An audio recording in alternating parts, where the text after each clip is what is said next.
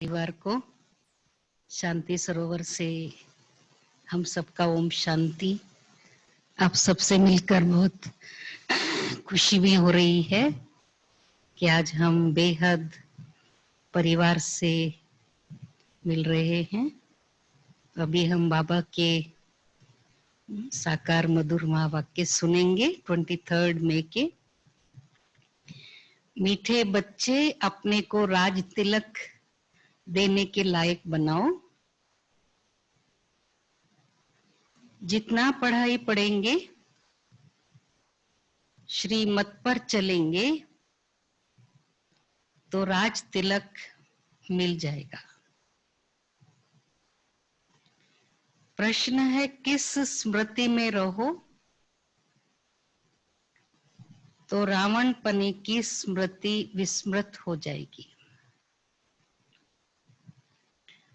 सदा स्मृति रहे कि हम स्त्री पुरुष नहीं, हम आत्मा हैं। हम बड़े बाबा से छोटे बाबा द्वारा वर्षा ले रहे हैं। शिव बाबा का वर्षा थ्रू ब्रह्मा ले रहे हैं। यह स्मृति रावण पने की स्मृति को भुला देगी, है ना। रावण पने की स्मृति क्या है? ये स्त्री है, मैं पुरुष हूं, ये भान निकाल देना है। हमेशा आत्माभिमानी स्थिति में रहेंगे तो ही बाबा के वर्षे के अधिकारी बनेंगे। जबकि स्मृति आई कि हम एक बाप के बच्चे हैं तो रावण पने की स्मृति समाप्त हो जाती है। यह भी पवित्र रहने की बहुत अच्छी युक्ति है, परंतु इसमें मेहनत चाहिए।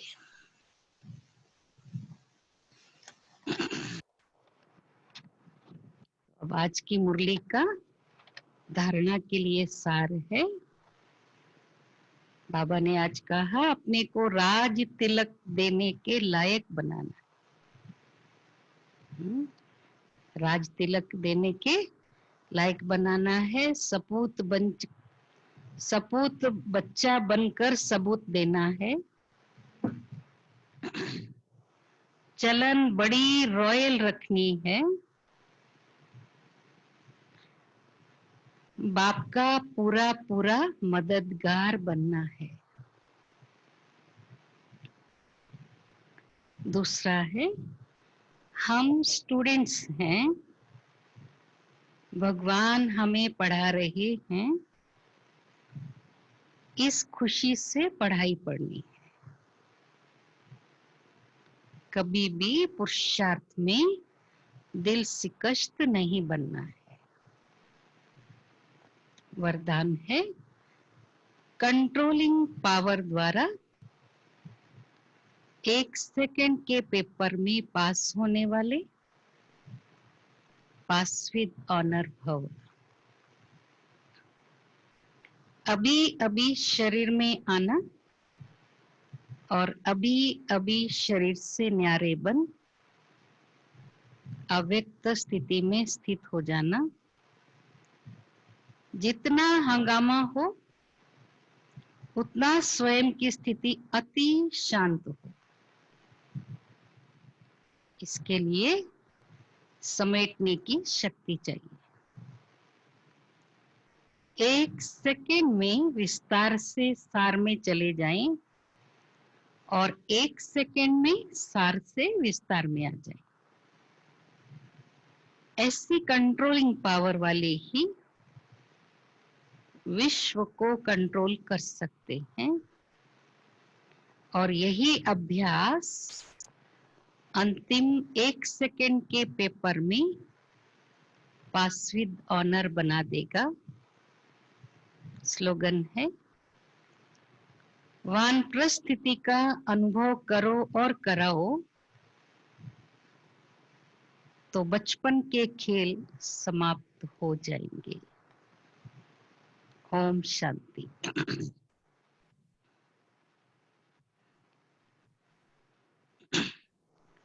तो बाबा ने आज हमको वानप्रस्थ अवस्था की स्मृति दिलाई और हमारा ये अलौकिक बचपन भी हमको सदा याद रखना है। तो आज आप सबसे विशेष हम कुछ अपने जीवन के अलौकिक अनुभव आप सबसे शेयर करेंगे, क्योंकि बाबा हमेशा कहते बच्चे अनुभव एक बहुत बड़ा खजाना है, और अंत में जो कमजोर आत्माएं आने वाली हैं, उन आत्माओं के लिए हम ब्राह्मण बच्चों के जीवन का अनुभव ही उनको नया जीवन प्रदान करेगा,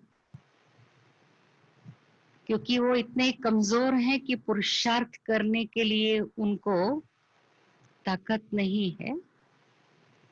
अभी जो आत्माएं हैं वो क्या चाहेंगी, आपने जो अनुभव किया है वो अनुभव का प्रसाद हमें दे दो। तो बाबा के सब बच्चों के पास बहुत ही अलौकिक विचित्र अनुभव सभी के होंगे ही। मुझ आत्मा को संगम युग पर बहुत बड़ा सौभाग्य मिला कि बचपन से ही मुझे मम्मा बाबा की गोद मिली, क्योंकि हमारे लौकिक माता पिता 1957 सितंबर में दिल्ली में ये ज्ञान प्राप्त किया, रजौरी गार्डन में। और मेरा जन्म भी जनवरी 1954 का। तो उस समय तो बच्चे की आंख खुलते ही जैसे पहला वो जो कुछ भी देखता है उसके मन पर उसकी अमिट छाप लग जाती है।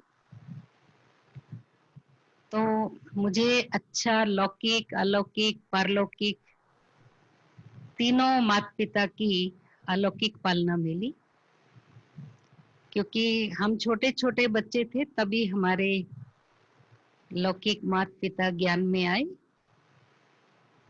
पहले लौकिक पिताजी को ज्ञान मिला क्योंकि वो बहुत भक्ति करते थे, भगवान को ढूंढते थे और पवित्र जीवन बने ऐसा उनका लक्ष्य था। तो बहुत देर तक सत्संग में रहते थे, रात को देर से लौटते थे। और माताजी को बहुत चिंता होती थी कि छोटे छोटे बच्चे हैं, कहीं ये सन्यास लेकर भाग ना जाए, मुझे इन 3 बच्चों को संभालना मुश्किल होगा। तो रोज रिक्वेस्ट करते थे कि पवित्र जीवन बनाना है तो मैं आपको साथ देने के लिए तैयार हूँ, क्योंकि उनको भी पवित्रता बहुत अच्छी लगती थी। और ग्रंथ के ऊपर हाथ रख कर के बहुत बार वो लोग पवित्रता की कसम भी लेते थे, लेकिन गुरु लोग फिर बहका देते थे कि गृहस्थ धर्म निभाना जरूरी है, ये आप लोगों को नहीं करना है, गृहस्थ में रह के ब्रह्मचर्य का पालन नहीं हो सकता है। तो ऐसे करते करते एक दिन उनके मित्रों को भी पता था ये हिंदू मुसलमान, लौकिक में तो सिख थे लेकिन सब जगह जाता है, भगवान को ढूंढ रहा है। तो उनके एक दोस्त को ब्रह्मा कुमारी इसका परिचय मिला, तो उसने उनको कहा कि ये एक पम्फलेट मैं आपको देता हूँ, वहां आप जाकर ये ज्ञान सुनो, जिसमें लिखा था पवित्रता सुख शांति की प्राप्ति 21 जन्मों के लिए, है ना, सहज राजयोग के द्वारा। तो सीधा ही ऑफिस से वो बाबा के घर पहुंचे, यूनिफॉर्म में ही, घर में भी नहीं आए। और फिर अपने बाबा के घर में तो 8 बजे के बाद फिर किसी को ठहरने नहीं देते, घर में थोड़ा जल्दी आए। तो रोज की तरह माताजी रोते थे, रात को 8 बजने के बाद उनको चिंता हो जाती थी कि कब आएंगे, क्योंकि वो कभी 11 बजे कभी 12 बजे भी आते थे। लेकिन उनको पता था इनको कोई भी ऐसा बुरी आदत नहीं है पीना खाना, बहुत सात्विक फैमिली से थे। केवल डर यही था कि सन्यासी न बन जाए। तो जल्दी आए। उस दिन एक हमारी जो पड़ोसी थी वो एक माता कभी नहीं आई, उसी दिन आई थी। तो हमारी माता जी ने पूछा आज कौन सा गुरु मिला, जल्दी आ गई। तो बोले आज मैं देवियों के पास गया था, बहुत अच्छा शांति मिली, इतना अच्छा ज्ञान मिला है। तो बोली कौन वो देवियां हैं? तो ब्रह्मा कुमारी। वो माता बोली अब तो हो गया कल्याण तुम्हारा, वो लोग तो सुरमा लगाकर मनुष्य को पागल कर देते हैं, अब तो पूरा घर बार सब छूट जाएगा, तुम पति पत्नी भाई बहन बन जाएंगे, तुम्हारे बच्चों का भी बीमा कर देंगे और सब लूट लेंगे। अब वो सुनकर के माता जी को बहुत शौक लगा कि अगर ये सब लूट लेंगे तो मेरी गृहस्थी कैसे चलेगी। तो बहुत उन्होंने विरोध किया कि आपको वहां नहीं जाना है कल से। तो उन्होंने बोला देखो तुमको मालूम है ना, मैं जो वायदा करता हूँ वो तो मुझे निभाना पड़ेगा, क्योंकि वहाँ प्रकाशमणि दादी ने कोर्स स्टार्ट कराया था। तो पूछा था भाई जी कल आएंगे? तो उन्होंने कहा मैं अवश्य आऊंगा। उसके बाद जो है उन्होंने बोला अभी विटनेस के लिए तुम अपने परिवार से किसी को भेजो या आप खुद चलो, देखो क्या जादू है वहाँ। तो हमारे लौकिक मामा दिल्ली में रहते थे सिटी में, और हम लोग तो कैंट एरिया में रहते थे, आर्मी में थे फादर। हमको वहां पर ले जाकर छोड़े और फिर लौकिक मामा को साथ में लेकर के गए। फिर आने तक बहुत माता जी को उत्सुकता थी कि अभी पता चलेगा मुझे क्या जादू करते, मेरा भाई बताएगा। आने के बाद उन्होंने पूछा कैसा था? बोला है तो सचमुच देवियां, उनके मुख पर ही इतनी चमक और इतनी शांति है और इतना मीठा बोलती हैं कि मंत्र मुग्ध हो जाते हैं सुनने वाले। और फिर कोर्स कराने के बाद वो कुछ स्वीट दिए, उसको टोली बोलते हैं ये लोग, उनको मालूम नहीं था टोली क्या होती है। तो टोली बोले, वो बहुत स्वाद थी। मेरा भी मन तो इतना प्रसन्न हो गया, मुझे लगता है रोज जाना चाहिए। फिर उनको अंदर ले जाके बोले कि उनकी बातों में जादू है, जो व्यक्ति फंस जाएगा निकलेगा नहीं, तू तो नहीं जाना। तो फिर दूसरे दिन भी फादर ने पूछा चलोगी? बोला नहीं, बिल्कुल नहीं, मैं तो नहीं जाऊंगी, मुझे अपने बच्चे पालने हैं। फिर वो तो रेगुलर जाने लगे और ऐसे ही उनको बातों बातों में पता चल गया कि जैसे दादी जी ने बोला कहीं से प्याज की बात आ रही है, क्योंकि हम लोग खाते नहीं है तो हमको तो कोई खाया हुआ आएगा तो पता चल जाता है। तो लौकिक फादर ने कुछ पूछा नहीं, लेकिन अनुभव कर लिया कि यहाँ आना मना, प्याज नहीं खाना है। तो घर में आकर उन्होंने प्याज वगैरह सब फेंक दिया, और हम लोग प्योर वेजिटेरियन थे, ऐसा नॉन वेज नहीं खाया था कभी। तो फिर उसके बाद एक दिन युक्ति से माता जी को सेंटर पर लेके गए। वैसे वो काफी घर में गालियां दे रहे थे, वो जादूगरनियां है, ऐसा है वैसा, जो माता से सुना था सुरमा लगाती। मैं तो कभी उनकी शक्ल भी नहीं देखना चाहती हूँ। तो हमारे लौकिक फादर को मालूम था कि उनको हमारी लौकिक नानी ने बोला था शादी के बाद कि तुम सन्यासी नहीं बनना, पैसा जितना चाहिए मैं दूंगी, क्योंकि तुम नौकरी वाला है, इसको खूब सिनेमा दिखाओ, क्लब्स में ले जाओ, खुश रखना। तो बोले आज एक नई फिल्म आई है, बहुत अच्छी फिल्म है, मैं नाम नहीं बताता, तुमको वहां लेके चलता हूँ, तुम भी तैयार हो जाओ, बच्चों को भी तैयार कर दो। तो हम लोग 5 लोग थे, साइकिल पर लौकिक फादर लेकर सीधा सेंटर पर ले आए। संडे का दिन था और संडे टॉक होता था। तो उस दिन दादी जी ही बात कर रहे थे, प्रकाशमणि दादी। और सबको तो पता है ना ब्रह्मा कुमारी इसके लिए जो बाहर रूमर्स है, तो दादी जी उसका स्पष्टीकरण दे रही थी कि जादू क्या है, सुरमा क्या है। क्योंकि गायन है ना, ज्ञान अंजन सतगुरु दिया, अज्ञान अंधेर विनाश। तो ये जब ज्ञान मिलता है मनुष्य की अज्ञानता खत्म हो जाती, उसके जीवन में जो परिवर्तन आता है उसको देखकर लोग जादू कहने लग गए। तो माता जी को लगा कि ये जो है पक्की जादूगरनी है, इसने मेरे मन के जो बातें हैं, जो मैं गालियां देकर आई, एज इट इज वही बातें सुना रही हैं। तो जरूर इनको जादू आता है, जादू से जान लिया इन्होंने, मेरे मन को पढ़ लिया अच्छी तरह से।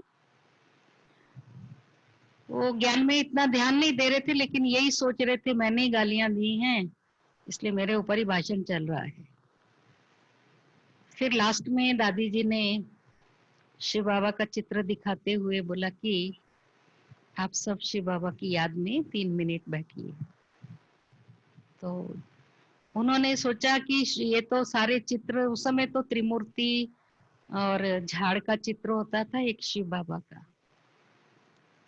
तो उन सब चित्रों में उनको दिख रहा था यहाँ तो देवी देवताएं, ब्रह्मा विष्णु शंकर, और झाड़ में पता नहीं क्या क्या है, सबके सिर काट के लगाए हुए हैं, लक्ष्मी नारायण राधे कृष्ण। ये तो हिंदुइज्म है, हम तो सिख धर्म से हैं। तो मैं शिव को नहीं, गुरु नानक को याद करने के लिए बैठती हूँ। तो जैसे ही रेड लाइट हुई, वो गुरु नानक की स्मृति में, भक्ति में तो आंख बंद करके ही बैठते हैं। तो कभी भी जीवन में उनको कभी साक्षात्कार का मालूम ही नहीं था। बाबा ने एकदम उनकी रस्सी खींच ली और ध्यान में चले गए। और सर्वप्रथम, जैसे बाबा बोलते हैं ना, जो इसका इष्ट होता है उसके द्वारा मैं बच्चों को साक्षात्कार करा के अपना ज्ञान सुनाता हूँ। तो उनको गुरु नानक देव जी का साक्षात्कार हुआ, और गुरु नानक ने ऐसे उंगली से शिव बाबा की तरफ इशारा किया, एक ओंकार सतनाम करता पुरुष। और फिर बाद में त्रिमूर्ति का चित्र दिखाते हुए बताया, गुरु नानक की वाणी में आता है नहीं, परमात्मा 3 देवताओं को रचते हैं, ब्रह्मा विष्णु महेश, और उनके द्वारा स्थापना पालना विनाश का कार्य कराते। तो उसमें ऐसा बोलते हैं गुरु नानक जी, एका माई जगत चलाई 3 चेले परवान, एक संसारी, एक भंडारी, एक लाए दीवान। माना एक ब्रह्मा है जो स्थापना करता है, एक संसारी, एक भंडारी माना विष्णु जो पालना करता है, और एक शंकर है जो सबको ठिकाने लगाता है।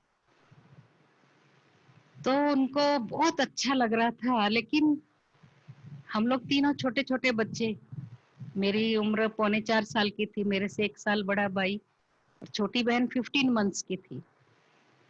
तो माँ को ऐसे आंखें बंद देख करके वो हिल भी नहीं रही है। तो फिर थोड़ा सा उनको हिलाया लौकिक फादर ने कि बच्चे रो रहे, चलो अभी घर चले, क्योंकि शाम का टाइम था, रात हो गई थी। तो फिर जब उनको उतारा तो उन्होंने बोला कि मुझे क्यों हिलाया, मैं इतनी अच्छी दुनिया में थी, मैंने इतनी अच्छी शांति का अनुभव किया, और मुझे गुरु नानक देव जी ने बहुत अच्छा ये चित्रों पर एक्सप्लेन किया। बहुत सुंदर दुनिया, माना स्वर्ग का भी उनको बाबा ने साक्षात्कार, कुछ ही क्षणों में उनको बहुत कुछ दिखा दिया बाबा ने। और माता जी अशांत इसलिए थी, एक तो पिताजी के कारण, और दूसरा मेरा 1 साल बड़ा भाई है जिसको 3 साल की उम्र में आंख में ट्यूमर हो गया था, और 3 टाइम ऑपरेट करने के बाद ऑप्टिक नर्व कट हो गया। तो वो लौकिक में तो बचपन से ही शादी की बातें सोचते हैं ना, कि मेरे बच्चे से कौन शादी करेगा, एक आंख चली गई, बहुत दुखी थे। तो वीडियो बंद हो गया। फिर उनको बहुत जो शांति का अनुभव हुआ, उससे वो एकदम जैसे बाबा के साथ उनका जो है प्यार बढ़ा, और बोले मैं कल भी आऊंगी। तो दादी से बात किए, मुझे ऐसा ऐसा साक्षात्कार हुआ है, ये सब देखा। दादी ने कहा आप तो बहुत लकी हो, क्योंकि पहले दिन साक्षात्कार हो जाना ये तो बहुत भाग्य की निशानी। फिर जब घर पहुंचे, फिर वो माता इंतजार में थी, कहाँ गई, अभी तक दिख नहीं रही है। उनको नहीं मालूम था ये भी सेंटर पर गई है, क्योंकि वो तो भड़काने के लिए आई थी। तो इन्होंने बोला तुम सब झूठ बोलती हो, कितना अच्छा है वहां का तो ज्ञान और योग, मुझे तो आज पहले दिन भगवान ने इतना अच्छा साक्षात्कार कराया, मुझे जो चाहिए था वो शांति का अनुभव मैंने किया। बोला लगा दिया ना तेरे को जादू, पता नहीं चला तेरे को, काजल लगा दिए, आंख बंद करी थी तू। तो उनको फिर डाउट आ गया, सही बात है, मैंने इतनी भक्ति की, कभी एक बिंदी का भी साक्षात्कार नहीं हुआ, और आज तो मैंने बहुत कुछ देखा है, ये तो जरूर इन्होंने जादू किया होगा, मेरे पति ने जरूर बोला होगा इसको कर दो जादू। दूसरे दिन बोले चलोगी, तुम बोल के आई थी दादी को, बोले मैं नहीं जाने वाली, मेरे को जादू किया है। तो बोले ठीक है, तुम्हारी किस्मत में नहीं है, मैं तो जा रहा हूँ। जाने के बाद फिर उनको ऐसा याद आया, अच्छा अगर जादू से भी शांति मिलती है तो क्या बुराई है, चलो मैं आज यहाँ ही बैठकर योग लगाती हूँ, देखती हूँ आज क्या होता है। तो जैसे योग में बैठे और वो मन में ऐसे बोले, भगवान कल तो मुझे बहुत अच्छे अनुभव कराए, आज भी कुछ अनुभव कराओ, क्योंकि मैं अभी बहुत दुविधा में हूँ, मुझे समझ में नहीं आ रहा कि ये राइट है रॉन्ग है। तो फिर बाबा ने फिर से उनको खींच लिया और फिर साक्षात्कार कराया, बच्ची मैं तेरे दुख मिटाने के लिए आया हूँ, फिर तुम लोगों की बातें सुनकर क्यों विचलित होती हो, तुम किसी से भी नहीं सुनो और ना बात करो, तुम मेरा सुनो। अब उनको इतनी तड़फ हो रही थी कि अब मैं जाऊं कैसे, कोई साधन नहीं थे उस समय पर, सिवाय साइकिल के और कोई साधन नहीं था कि बस जाती हो या ऑटो हो, कुछ नहीं, मिलिट्री एरिया से रजौरी गार्डन तक कोई साधन नहीं मिलता था। फिर रेगुलर जाने लगे, फिर पिताजी का कोर्स तो पहले हो गया था। फिर एक दिन दादी जी ने अनाउंस किया मॉर्निंग क्लास में कि आज बाबा आने वाले हैं, लेकिन 2-3 लोग ही रिसीव करने जाना, क्योंकि बाबा भी बहुत युक्तिबाज थे, बाबा को पसंद नहीं था बहुत भीड़ भाड़ करना या फूलों पर खर्चा करना, सिंगल लिली फ्लावर लाओ बोलता था बाबा, क्योंकि क्या है ज्यादा फूल मालाएं लाओगे, ज्यादा लोग आओगे तो लोगों को पता चल जाएगा ये ब्रह्मा कुमारियों का गुरु है, तो मुझे मार देंगे। ऐसा युक्ति से बाबा कंट्रोल करते थे कि ज्यादा लोग शो ऑफ नहीं करना। तो हमारे लौकिक फादर ने दादी से पूछा, मैं तो नया हूँ लेकिन मैं दूर से स्टेशन पर बाबा का दर्शन करूंगा, उनको छूऊंगा नहीं मैं, लेकिन मुझे देखना है, मैं दूर खड़ा रहूंगा। तो जाइए भाई साहब आप भी। तो जो पुराने भाई थे उन्होंने बाबा को उनकी ओर इशारा करते हुए कहा, बाबा ये आपका नया बच्चा है और मिलिट्री वाला अभी जॉब में जाएगा, इसलिए यूनिफॉर्म में आया है। बाबा उनकी तरफ हाथ बढ़ाकर हाथ मिलाए और बोले, बच्चे तुम अभी आज से डबल मिलिट्री मैन हो, अब तुम डीओजी की गवर्नमेंट से जीओडी की गवर्नमेंट में आ गए, तो डबल मिलिट्री मैन हो, तो डबल सेवा करोगे। अब उनका तो खुशी का पारावार नहीं, वो उस समय तो उनको ये ऐसा नहीं था कि शिव बाबा मिल रहा है, लेकिन ब्रह्मा कुमारियों के गुरु जी से मिल रहे हैं और बहुत पवित्र हैं, इसलिए उनको हम छू सकते या नहीं। भक्ति में ऐसा रहता है ना, गुरु जी को हाथ भी लगाने का हुक्म नहीं होता है।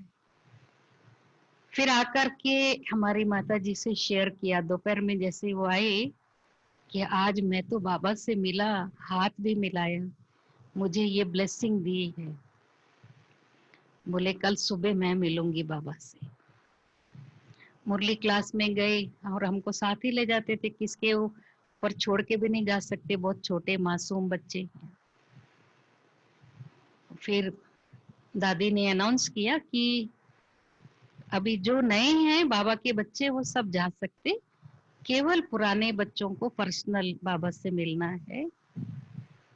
तो क्योंकि लौकिक फादर आर्मी में थे ना, तो बहुत डिसिप्लिन थे, बोले देखो जो डिसिप्लिन बताए, अभी चलो हम घर चलेंगे, हमको नहीं मिलना है बाबा से, मुरली सुन लिए ना।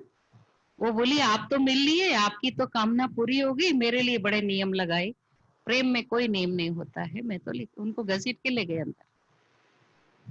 जैसे वो इस तरफ दरवाजा है और बाबा एकदम अपोजिट साइड में चेयर पर बैठे हुए थे, सभी लोग बाबा से दृष्टि टोली ले रहे थे, कुछ बच्चे बाबा से गोदी भी ले रहे थे, क्योंकि इसलिए पुरानों को आने के लिए बोले थे। इनको मालूम नहीं था गोदी में जाना करना, लेकिन जैसे ही एंटर हुए और बाबा को देख करके उन्होंने मन में बाबा को बोला, भगवान अगर आप सचमुच इस तन में आए हो ना, आज मेरे दुख मिटा देना, मैं बहुत दुखी आत्मा हूँ।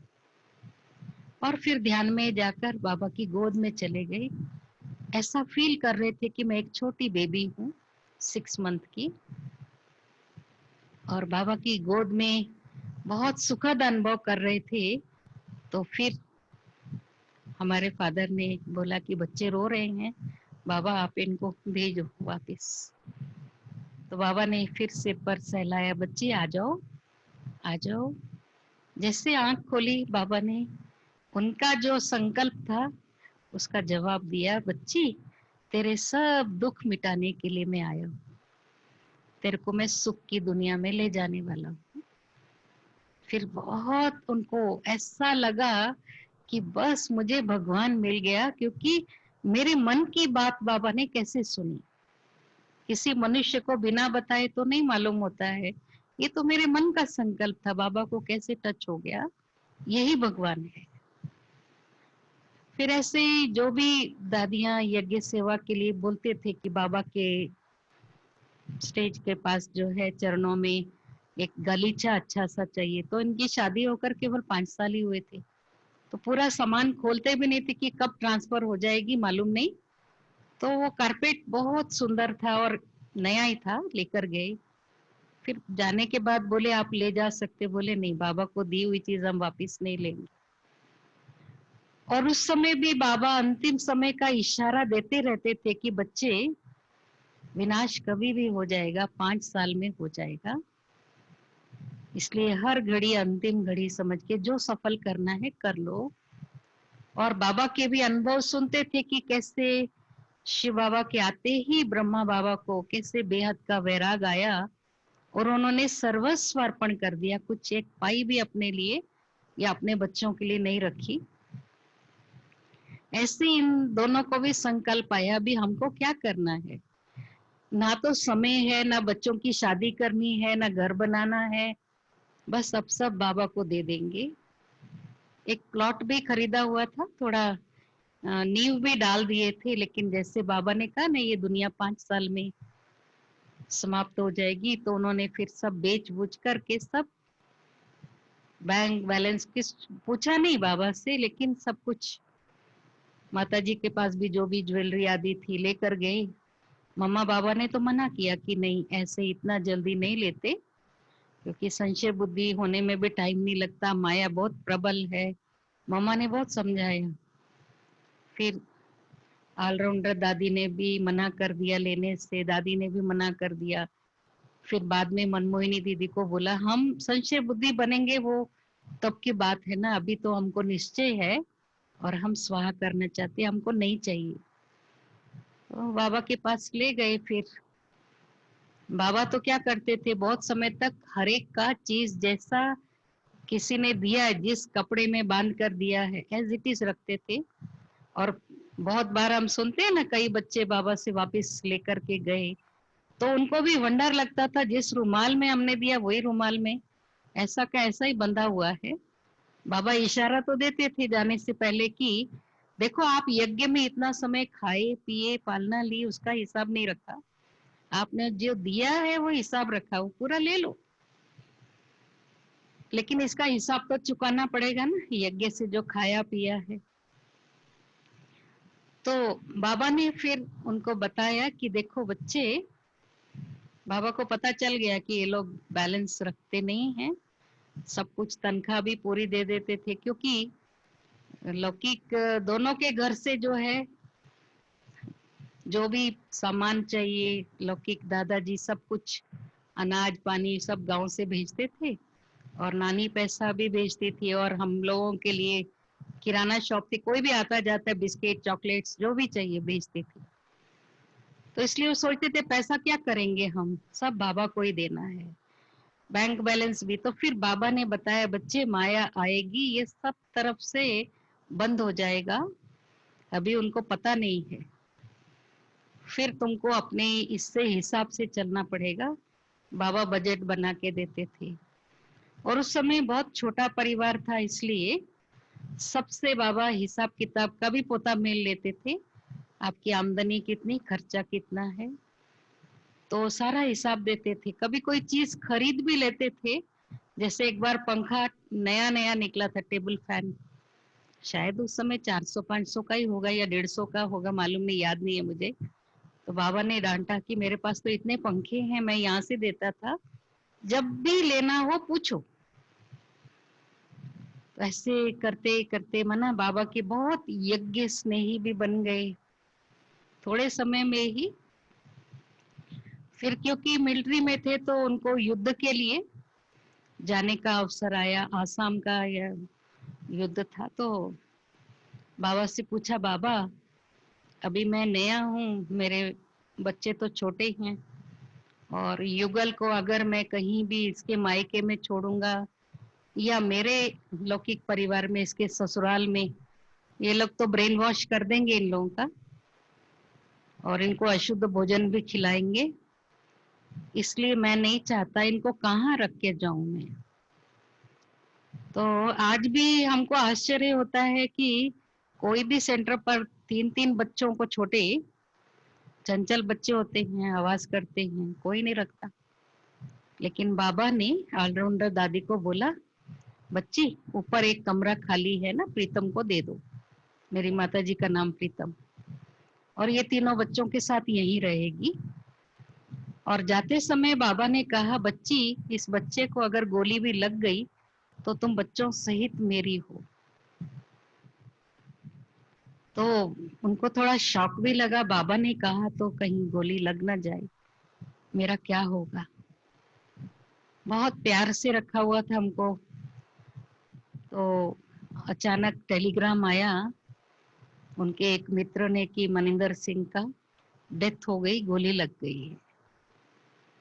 वो तो बहुत छटपटाए उस टाइम के, मेरे 3 मासूम बच्चे हैं, मेरे पास तो कुछ भी नहीं है, ना सोना ना कोई प्रॉपर्टी, सब कुछ तो बाबा को दे दिया। अभी मैं लौकिक वालों के सामने हाथ पसारूंगी तो वो लोग सोचेंगे भिखारी बन के हमारे पास आई, क्योंकि पहले से चैलेंज किए थे वो लोग, तुम भिखारी बन के हमारे पास आएगी एक दिन। और इन्होंने बड़े नशे से कहा था, हम शहनशाह के बच्चे हैं, हम कभी किसी के आगे हाथ नहीं पसारेंगे, हमको बाबा में निश्चय है। तो अभी क्योंकि 2-3 मास के ही थे ना, तो थोड़ा हिल गए। फिर क्या हुआ, जिसने टेलीग्राम दी थी, 12 घंटे के बाद मेरे लौकिक फादर उसको दिखाई दिए। बोला, अरे यार तेरे को गोली लगी थी ना, तू मर गया था। बोला, मैं तो नहीं मरा, दूसरा सरदार था कोई। तो वो छुप गए थे, तो 12 घंटे नहीं दिखाई दिए, तो उनको डाउट था कि वही मर गया। फिर टेलीग्राम दिए कि मैं जिंदा हूँ, घबराना नहीं, मैं आ जाऊंगा। तो ऐसे बहुत परीक्षाएं आई, क्योंकि जब युद्ध से आए तो एक बार तो उनका पे गुम हो गया, हाँ, एक बार कुछ दोबारा भी उनका चोरी हो गया। और जब युद्ध में गए थे, बाबा से ये भी पूछा था, बाबा भोजन कैसे करूंगा। बाबा ने कहा, दृष्टि देकर खा सकते, क्योंकि मिलिट्री में तो पकाने की छुट्टी नहीं देंगे युद्ध के मैदान में।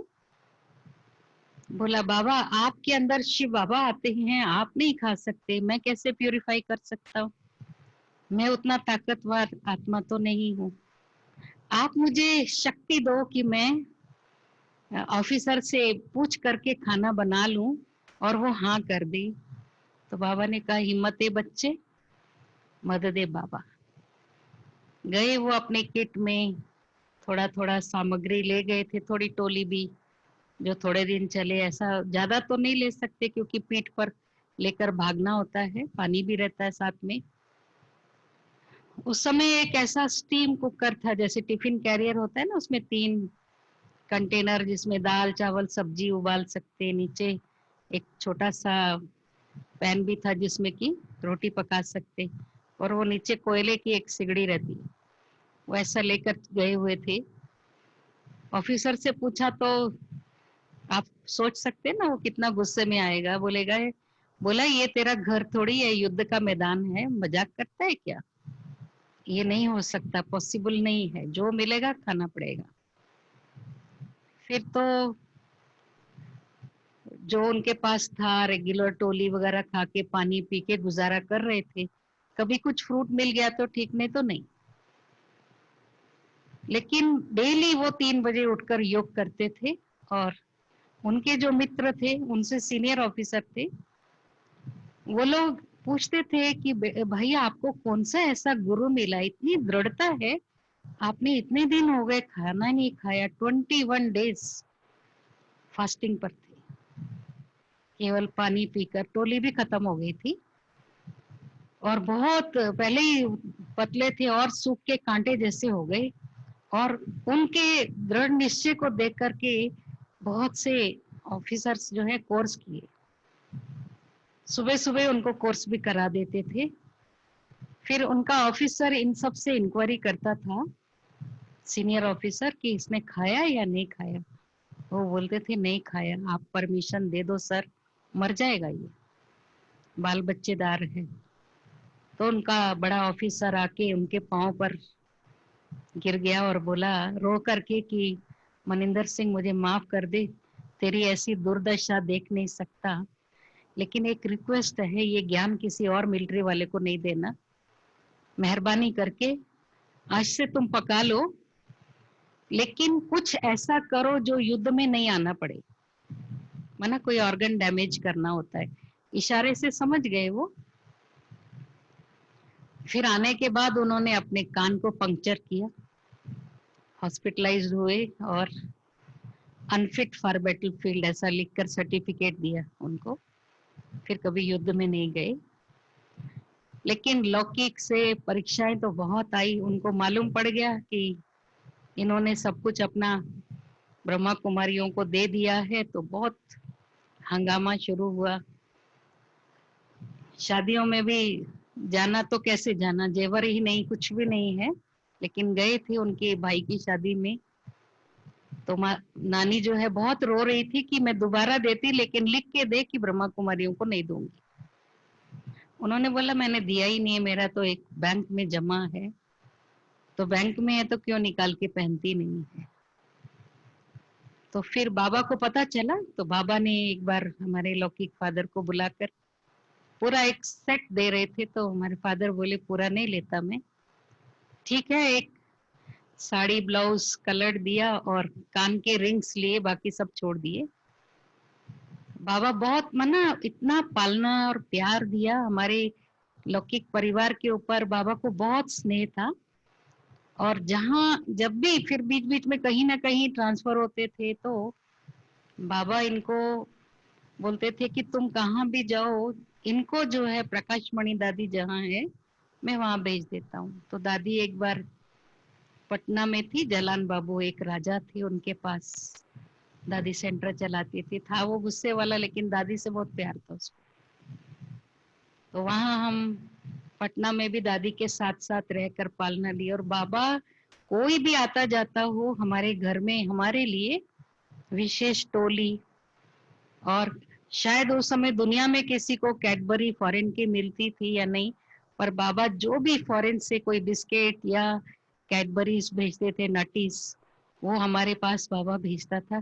प्रीतम के छोटे छोटे बच्चे हैं, बाहर का नहीं खाते हैं, हमारे बहुत फादर ने पहले से बचपन से सब छुड़ा दिया, तो इनको भेजो।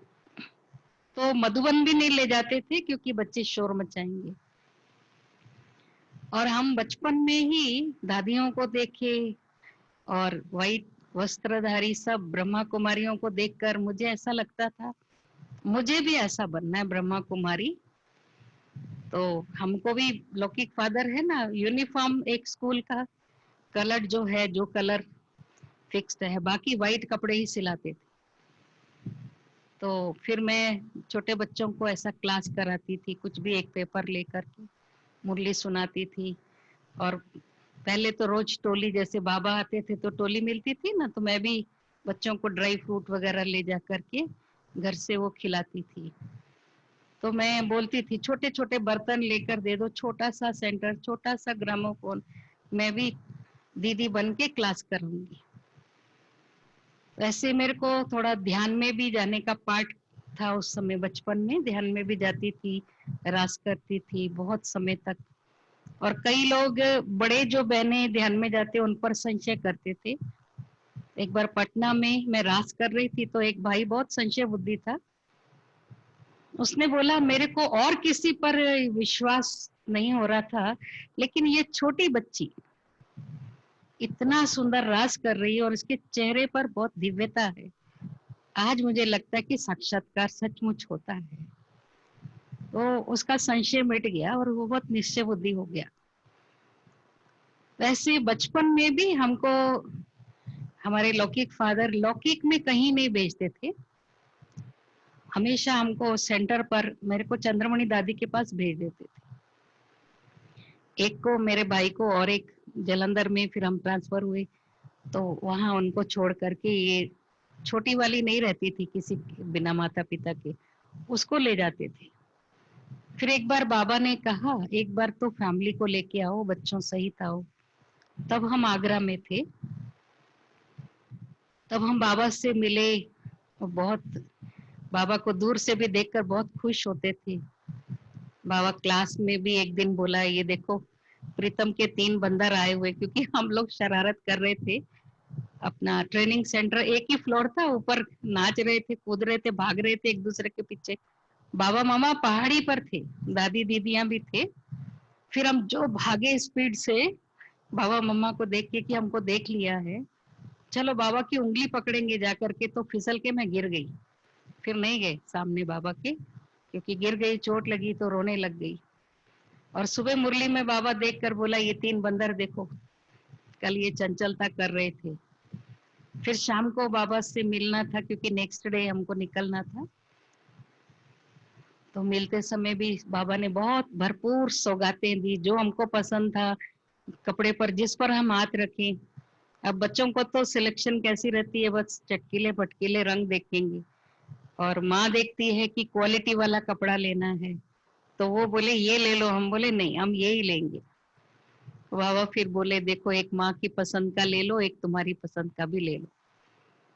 तो फिर बाहर आने के बाद मेरे लौकिक फादर बोले तुम ब्रह्मा कुमारी बनती, ऐसा रोज बोलती तो रहती है, कभी बाबा को तो बोली नहीं, अभी सुना क्या हो अपना संकल्प। मेरे को बहुत लज्जा आती थी बात करने के लिए, मैं बोली नहीं आप बोलो जाकर। उन्होंने मेरे को फिर से धक्का मार के अंदर किया, तो मैं बाबा के पास गई तो बाबा लेट गए थे चारपाई पे, बोले क्या गुड नाइट करने आई है।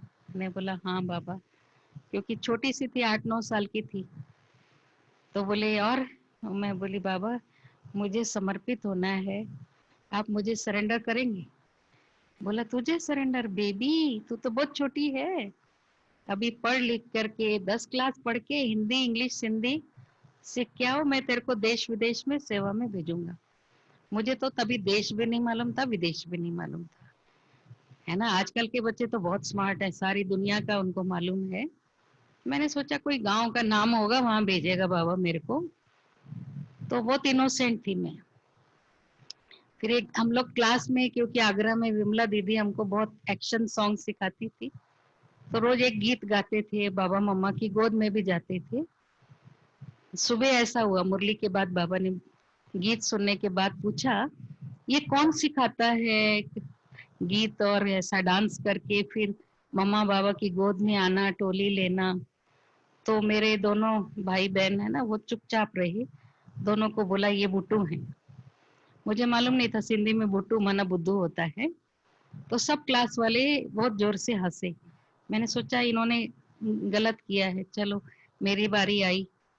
तो मैंने बोला हम अपनी लौकिक माँ को तभी मम्मा बोलते थे बचपन में, मम्मा ने सिखाया। तो बाबा जो है ना अपनी जगदम्बा सरस्वती मम्मा की तरफ देख के पूछे मम्मा आप कब सिखाती हो इनको ये गीत कविता और ये टोली लेना, गोद में आना। मम्मा मुस्कुरा रही थी, मैंने बोला ये वाली मम्मा नहीं, मेरी मम्मा वहां बैठी है। फिर सभी हंसे, तो मेरे को बहुत रोना आया कि मैंने तो जवाब दिया, फिर भी इतना हंस रहे। पर बाबा बोला ये बच्ची काम की है। तो फिर मैंने मन में एक लक्ष्य बना लिया कि बाबा ने बोला है ना 10 क्लास पढ़ के फिर आ जाना, क्योंकि मेरे मन में क्या था 76 में विनाश हो जाने वाला है, उससे पहले मुझे समर्पित हो जाना। तो हमारे घर में गीता पाठशाला थी हैदराबाद में, हम साकार बाबा के डायरेक्शन पर ही हमारे लौकिक फादर ने जॉब को रिजाइन किया, क्योंकि बंधन वाली जॉब है, सेंटर पर जाने के लिए मना करते थे, घर में क्लास कराने के लिए मना करते थे, और उनको तो सेवा के बिना चैन नहीं, सारा दिन बाबा और बाबा की सेवा, और बहुत योग करते थे। जब से ज्ञान में आए पूरा ब्रह्मा बाबा को फॉलो करने का उनका लक्ष्य रहा, जैसे समर्पण भाव, त्याग, तपस्या। और मुझे भी बचपन से ऐसी पालना देते थे कि बनना है तो आदर्श ब्रह्मा कुमारी बनना, ऐसी वैसी ब्रह्मा कुमारी नहीं। आदर्श माना सिंप्लिसिटी, माना कभी हमने कोई अच्छी चप्पल पहन ली या अच्छा कपड़ा पहन लिया, थोड़ा सा चोटी का स्टाइल भी चेंज किया तो खोल देते थे। आदर्श ब्रह्मा कुमारी ऐसा नहीं पहन सकती, ऐसा दृष्टि देते थे। मुझे समझ में आ जाता था इनको ये चप्पल पसंद नहीं आई, मतलब जब तक मैं उसको डस्टबिन में डाल नहीं दूं तब तक खुश नहीं होते थे। बहुत बार मेरे को बहनें चिढ़ाने लग गई, मैंने सिर्फ हवाई चप्पल पहनना शुरू कर दिया, क्योंकि अभी कौन सी पहनूं, जब भी पहनूं तो घूर के देखते हैं, जाने दो हवाई चप्पल ही पहनूंगी मैं, जो बाथरूम में पहनते वही बाहर भी। तो मेरे को चिढ़ाते थे मधुबन में कि पैसे नहीं है मैं दिलाती हूँ। नहीं बाबा, मेरे फादर बहुत स्ट्रिक्ट है, पता नहीं है तेरे को, इसलिए मैं ऐसा ही रहूंगी तो खुश रहते। तो सिंपल लिविंग है ना, और जो भी पैसा बचे वो यज्ञ में दो, हमको भी जो देते थे हम यज्ञ में भेज देते थे। इस तरह से बाबा के प्रति प्यार, और अमृत वेला कभी मिस नहीं करने देते थे। अगर हम छोटे थे तो भी बोलते थे नहीं उठोगे तो मैं ठंडा पानी डालूंगा सिर के ऊपर, तो हम तो उठ के जल्दी जल्दी तैयार हो जाते थे। बाबा मम्मा को बहुत खुशी होती थी जब वो दिल्ली में आते थे ना, कि देखो ये 5 सवारी कैसे आते सुबह सुबह, और उस समय 5:30 बजे क्लास शुरू होता था। तो बाबा भी खड़े होकर देखते थे गेट के पास, बैठते कैसे हैं, है ना। तो साइकिल के जो हैंडल होता है ना, उस पर एक बास्केट, उसमें 2 पैर बाहर निकालने के लिए होल्स बने होते, उसमें मैं बैठती थी, और रॉड के ऊपर एक सीट थी, उस पर मेरा भाई बैठता था, और छोटी बेबी जो छोटी बहन है वो माता जी उसको गोद में लेके पीछे की सीट पर बैठते थे। तो बाबा देखकर बहुत खुश होते थे, कितनी लगन है, देखो कितना दूर से आते हैं। तो उस समय इतना प्यार मिलता था, बाबा खुद हाथ से चाय पिलाते थे क्लास में, जो चाय नहीं पीने वाले वो भी पी लेते थे, क्योंकि भगवान के हाथ से चाय मिल रही है, जहर भी मिले तो पी लेना चाहिए, तो चाय है। तो वैसे मेरे फादर नहीं पीते थे, लेकिन बाबा के हाथ से पीते थे। और उस समय पहले जब ज्ञान में आए थे तो सब यही बोलते ना, यहाँ कोई फीस नहीं, कुछ नहीं लेते हैं। और पहले ऐसा जल्दी से स्वीकार नहीं करते थे, जब तक कि व्यक्ति के अंदर पूर्ण रूप से ज्ञान की धारणा हो जाए, निश्चय नहीं, ऐसा जल्दी से कोई धन नहीं लेते थे। तो जब बाबा खिलाते थे या भोग देते थे, ये लोग उठ के जल्दी चले जाते थे, क्योंकि हमारे लौकिक दादा बोलते थे अगर यज्ञ का, या यज्ञ नहीं सॉरी, भगवान के घर का प्रसाद एक कण लो तो एक मुट्ठी दान करने का सामर्थ्य हो तो ही लेना। तो इसलिए ये लोग नहीं लेते थे। फिर ऐसे करते करते फिर दादी ने सिखाया कि आप कुछ भी कर सकते। फिर बाबा ने कहा कि जो यज्ञ में आवश्यक चीजें हैं, जैसे मिलिट्री में आपको जो सस्ता मिलता है, वो कॉस्मेटिक्स जो भी पेस्ट है, ये सब चीजें बेचते थे। फिर उसके बाद बाबा को मना हर स्थान से चेंज होते होते होते आगरा से फिर रिजाइन करके बाबा ने हैदराबाद में सेवाएं करो, यहाँ तुम्हारी डबल सेवा होगी। उससे पहले 1 साल फरुखाबाद में थे, वहां थोड़ा एक बीके के साथ बिजनेस स्टार्ट किए थे। बाबा ने इशारा भी दिया था, ये पहलवान तेरे को लाभ पहुंचाएगा क्या, समझे नहीं वो। फिर थोड़ा लॉस भी हुआ, लेकिन हैदराबाद में हम लोग वहां थे, लौकिक फादर यहाँ हैदराबाद में थे। फिर हम सब 68 में यहाँ आ गए, और 69 में बाबा अव्यक्त भी हो गए। उससे पहले लास्ट का एक लेटर हमारे पास अभी तक भी है, जिसमें बाबा ने लिखा था, बच्चे हैदराबाद में बहुत बड़ी सेवा होगी, इतना बड़ा म्यूजियम बनाओ बच्चे जितना बड़ा बाबा का दिल है।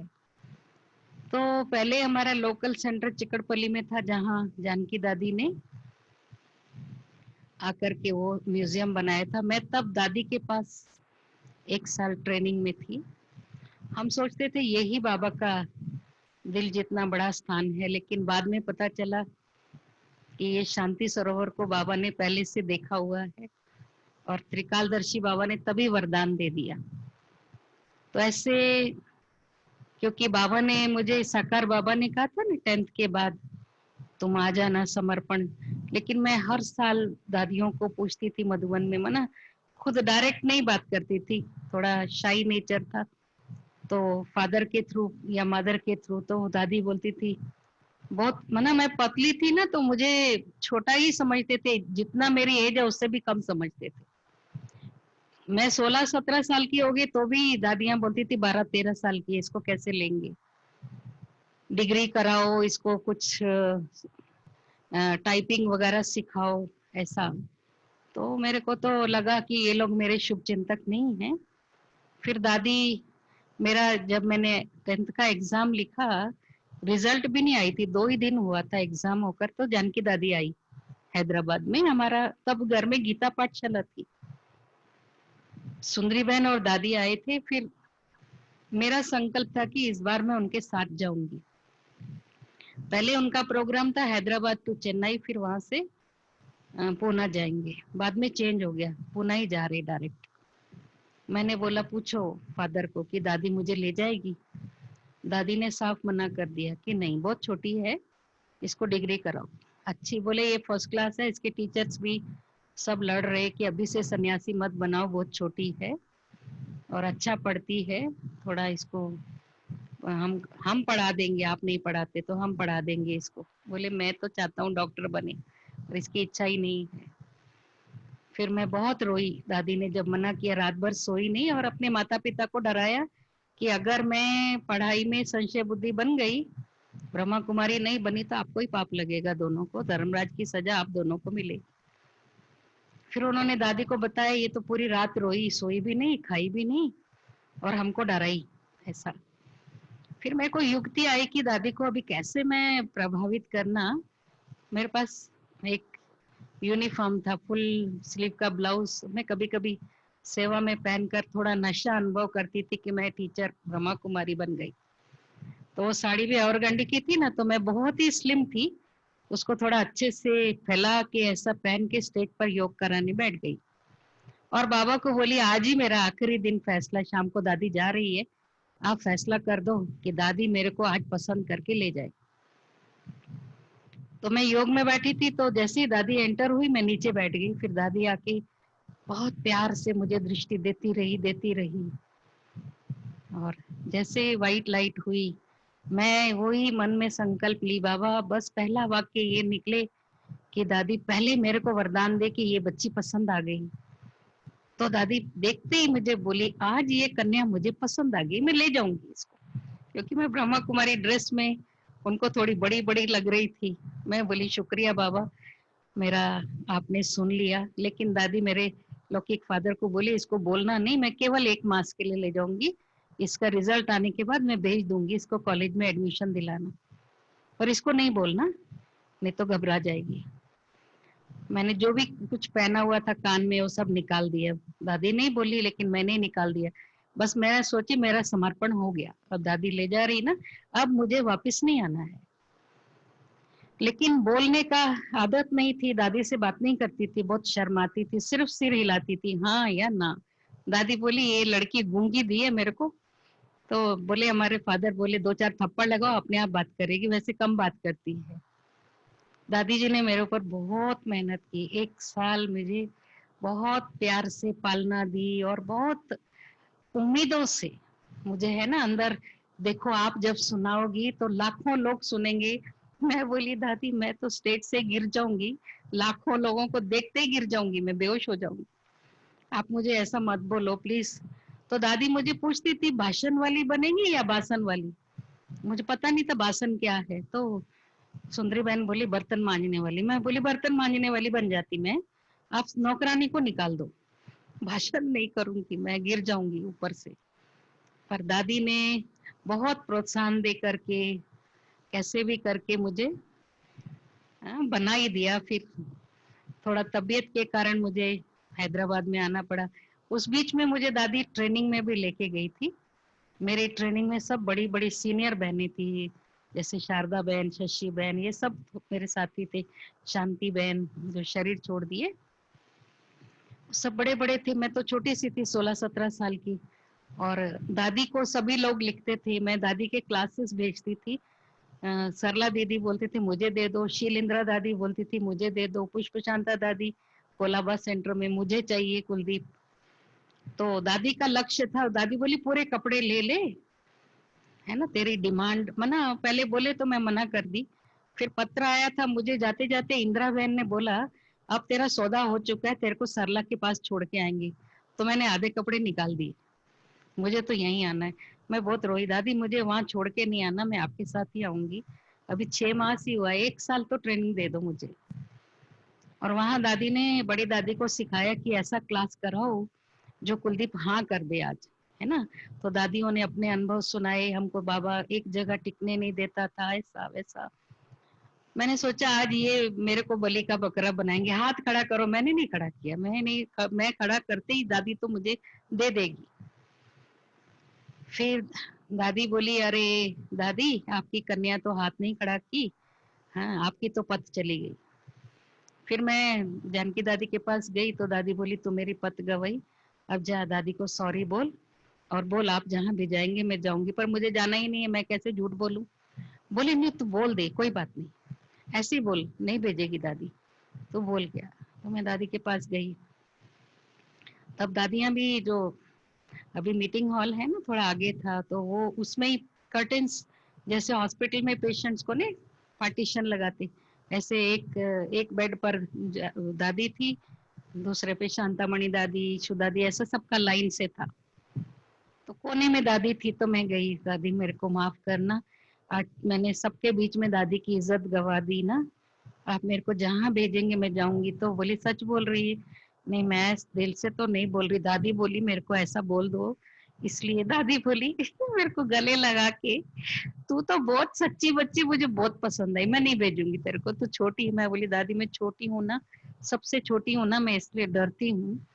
दादी बोलती है कि यहाँ दादी मेरे को तो अमृत वेले का बचपन से अभ्यास है, जहां भी जाओगी ना, बॉम्बे के लोग थोड़ा अमृत वेले में कच्चे हैं, और तुम पक्की। मैं बोली दादी मैं तो फिर कच्ची बन जाऊंगी, छोटी हूँ ना, मैं बड़ों को ही फॉलो करूंगी ना, तो आपको अगर मेरे को ऐसा सेफ रखना है अपने पास ही रखो।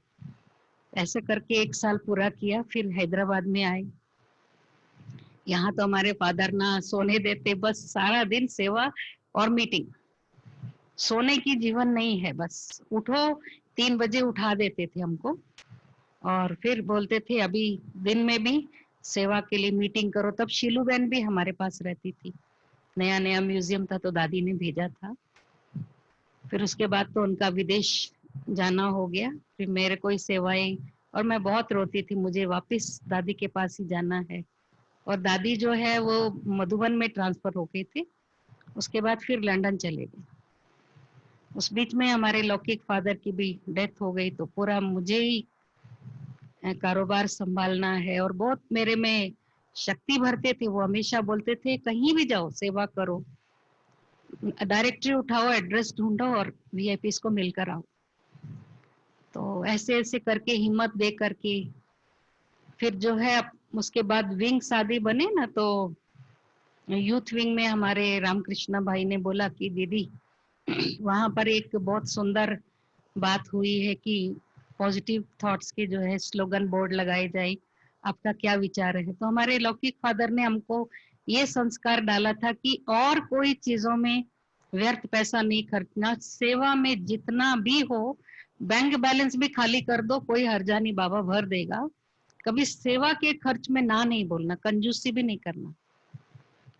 मैंने कहा कि आप कोटेशन लाओ कितना पैसा लगता है एक बोर्ड का, तो क्लास वालों को भी उमंग देंगे, अगर कोई स्पॉन्सर करेगा तो ठीक है। तो फिर सभी को बताया 500 रुपए का एक बोर्ड बन रहा है रेगजिन, और पीछे पहले तो ऐसे थर्मोकोल की शीट के ऊपर ही रेगजिन चिपका कर उस पर स्लोगन का एक लेमिनेटेड शीट रहता था, फ्रेम बनाया, उसमें रोज 2 तरफ स्लोगन होते थे और हम पहला पहला जो है सीएम को स्लोगन भेंट किए तो उनको बहुत अच्छा लगा कि हमको तो सोचना नहीं आता है और आप तो रेडीमेड हमको पॉजिटिव थिंकिंग दे रहे हो, रोज का एक विचार तो बहुत अच्छा है, इसमें सबको चेंज आएगी, ये बहुत अच्छी बात है। तो रोज मेरे ऑफिस में और मेरे घर में लगा दो। फिर जो उनकी पेशी में सीएम से मिलने तो सभी आते हैं ना, तो फिर सभी ने डिमांड किया कि पूरे लिफ्ट्स में लगवाओ, 17 जगह पर लगाई। अब हमको सब मिनिस्टरों के सेक्रेटरीज फोन करने लगे कि आप आकर के हमको, हमारे मिनिस्टर को बताओ ये कोर्स कुछ है क्या, कहाँ से ये स्लोगन निकालते हो, पुस्तक है तो पुस्तक लेके आना, अगर इसका कोर्स है तो भी इसको डिटेल बताना। फिर हम बोलते थे भी अपॉइंटमेंट आप है ना, ऐसा हमको टाइम फिक्स नहीं करो, हम जाएं और तुरंत हमको मिला देना। तो ऐसे एक एक दिन में काफी मिनिस्टरों से मिलना होता था। फिर वो लोग बोलते थे आप कोर्स कराने के लिए भी बोलो सीएम को। फिर जब सीएम को मालूम पड़ा इतना अच्छा पॉजिटिव रिस्पॉन्ड है, सभी को अच्छा लग रहा है, क्योंकि वो भी कैबिनेट में सबसे शेयर करते थे कि जब से ब्रह्मा कुमारी ने स्लोगन लगाना शुरू किया है, मैं डेली पढ़ करके ही ऊपर जाता हूँ। और एक दिन भूल गए थे तो नीचे उतरे, फिर उनके सिक्योरिटी वाले बोले कि आप उनके कमरे में भी एक आना, ऑफिस में पीछे लगा दो ताकि वो नीचे ना उतरे। तो हम फिर पहले तो अपने भाइयों को भेजते थे, बाद में फिर इतने बढ़ गए, फिर हम वहां पर एक किसी को तैयार कर देते थे कि हम एक सेट आपको देकर जाते, 1 वीक के बाद ये वाला सेट दूसरे डिपार्टमेंट में जाएगा, फिर आपको दूसरा नया सेट। 365 डेज के अलग अलग स्लोगन होते थे। एक दिन हैदराबाद का कलेक्टर थोड़ा गुस्से में था, तो उसको गुस्से वाला ही उस दिन मैसेज था कि क्रोध से काम बिगड़ता है, शांति प्रेम धीरज से काम बनता है। बहुत मना, बहुत लंबा चौड़ा था, क्रोध को पोस्टपोन करना, उसको वेट बहुत करना पड़ा, लिफ्ट नीचे आ ही नहीं रही थी।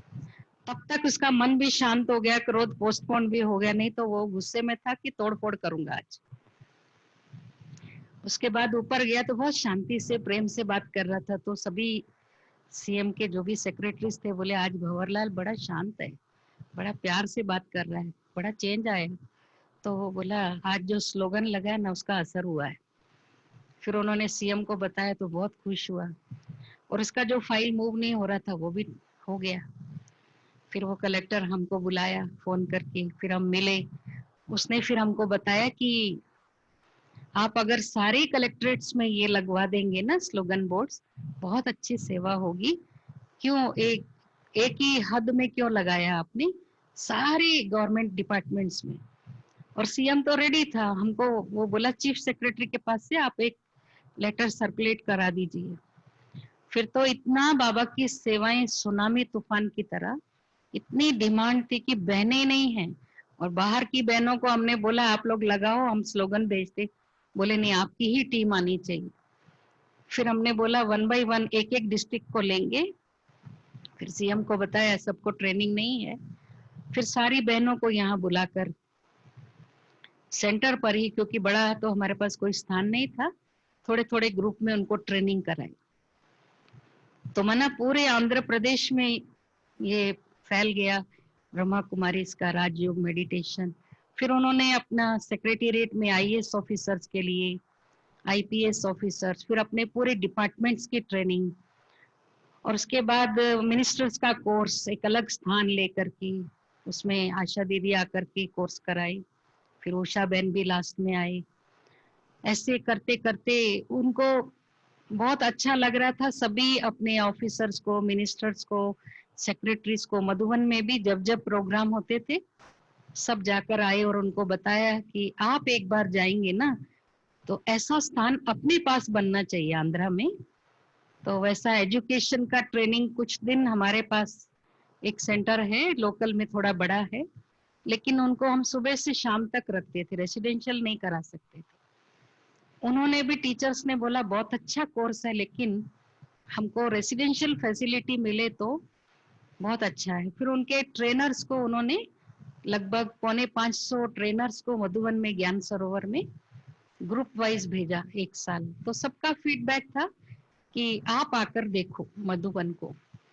फिर हमने यहाँ पर एक प्रोग्राम किया था, विजन एंड वैल्यूज का मेला, जिसमें गवर्नमेंट की तरफ से हमको बहुत अच्छा सपोर्ट मिला। उन्होंने चित्र बनाकर दिए, स्थान भी फ्री दिया, ग्राउंड भी फ्री दिया, बाबा की बहुत मदद भी मिली। उसके बाद वो मधुबन गए और मधुबन में बाप दादा से भी वरदान मिले। और जब रात को ज्ञान सरोवर में गए और अमृत वेले तो उनको अभ्यास था, वीडियो कॉन्फ्रेंस करते हमेशा, तो अमृत वेले उठ करके सारा ज्ञान सरोवर को देखा और आर्ट गैलरी आदि और ट्रेनिंग सेंटर। फिर निर्भय भाई से बात की है कि मुझे ऐसा स्थान हैदराबाद में बनाना है साउथ इंडिया के लिए, क्योंकि ये तो आपका मधुबन तो आपका पूरे सारे विश्व के लिए हेडक्वार्टर है, और दिल्ली में ओआरसी भी तभी बना था, तो वो नॉर्थ के लिए हो गया, साउथ के लिए नहीं है ना। मैं साउथ में साउथ इंडिया के लिए एक बड़ा स्थान देना चाहता हूँ। फिर जब नीचे आए तो रमेश भाई और निर्भय भाई सब इसके जाने के बाद 24 आवर्स के लिए गए थे, वो चार्टर फ्लाइट से आई थी। तो दादी ने फिर बोला अभी मीटिंग कर लो कुलदीप से, कैसे स्थान लेना। मैं उनसे बोली उस समय हमारे पास स्थान नहीं है, तो बोला आप जब आओगे ना लेटर लेके आना, आपको मैं स्थान भी दे दूंगा। और मुझे नहीं इच्छा थी बड़ा स्थान लेना, क्योंकि संभालना कितना मुश्किल होता है, और मेरे को थोड़ा जल्दी जल्दी चलना या तेज तेज चलना और बड़े स्थान पर घूमने से सियाटिका पेन आ जाए, तो मेरे को तो लेना नहीं है। फिर मैंने जब मीटिंग में बैठे तो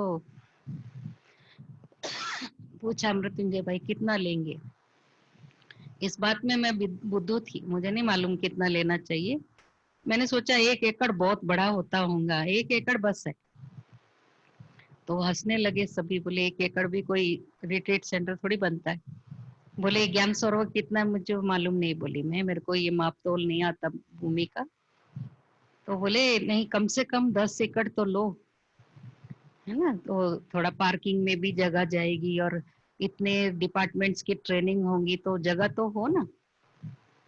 मैंने कहा ठीक है 10 एकड़ ले लेंगे। फिर एक कोई दिल्ली से कोई भाई था, वो बोला कि जितना लिखते हैं उसका आधा ही देते हैं, ये भी ध्यान रखना। तो मैंने कहा ठीक है 20 एकड़ लिख देंगे। यहाँ आई, बाबा के कमरे में बैठी, बाबा आपको लेना है तो लो, मैं तो 20 एकड़ में नहीं घूम सकती, पता नहीं कितना बड़ा होगा।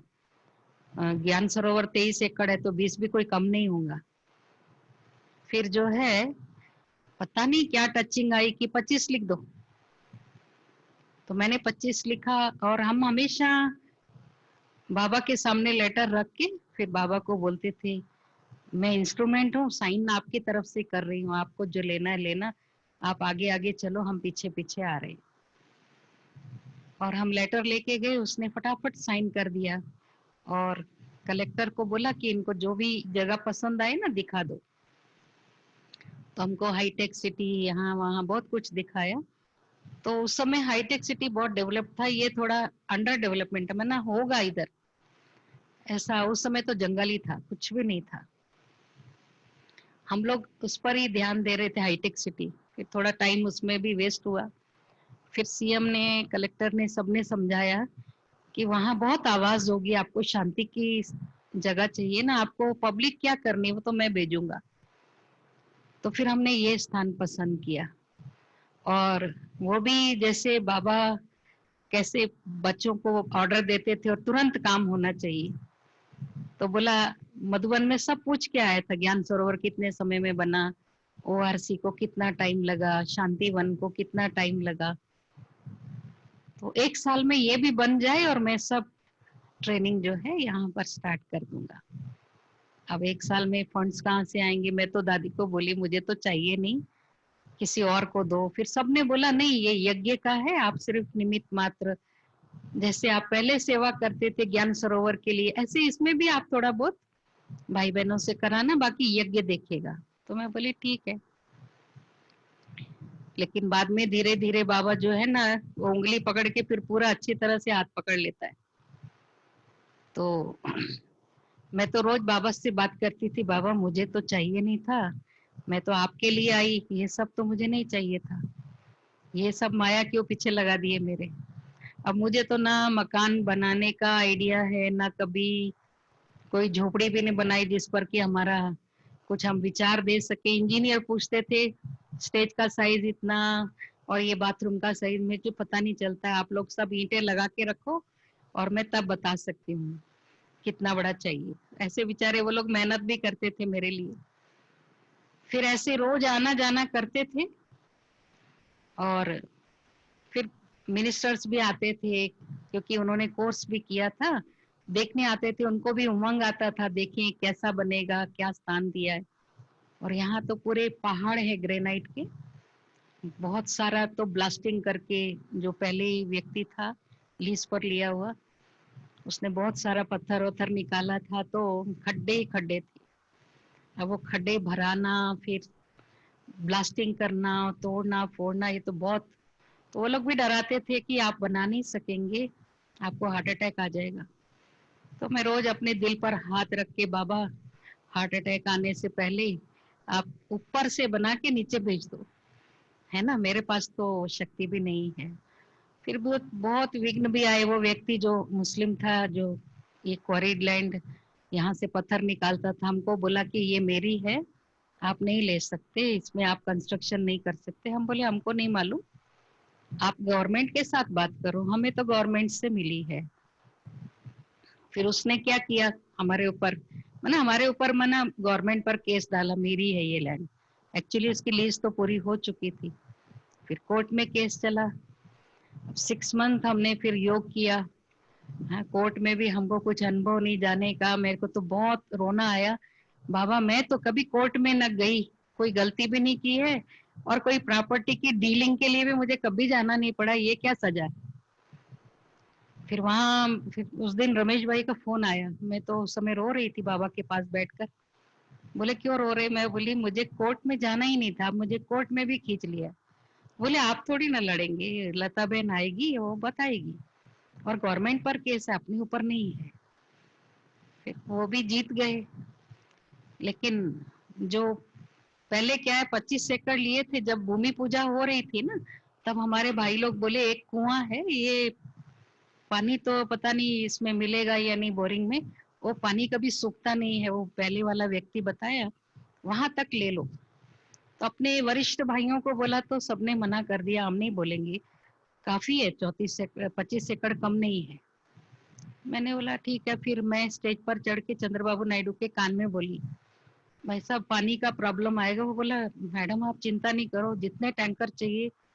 मैंने कहा टैंकर तो आएंगे, लेकिन यहाँ वाटर सोर्स है, एक वाटर बॉडी है, मना कुआं है, उसमें से हमको कभी भी जरूरत इमरजेंसी में यूज कर सकते हैं ना, तो वहां तक मिल सकता है क्या। तो कलेक्टर को बुलाया स्टेज पर, और देख रहे थे रमेश भाई, निर्भय भाई क्या मंत्र फूक रही है। तो उसने फिर उसको बोला देखो ये मैडम जहां तक बोलते ना दे दो इनको।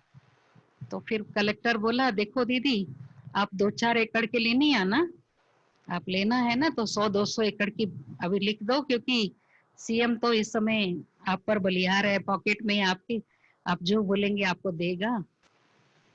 मैंने बोला मुझे इतना नहीं चाहिए। दादी से पूछा, दादी ने भी बोला नहीं लेना, इतना क्या करेंगे।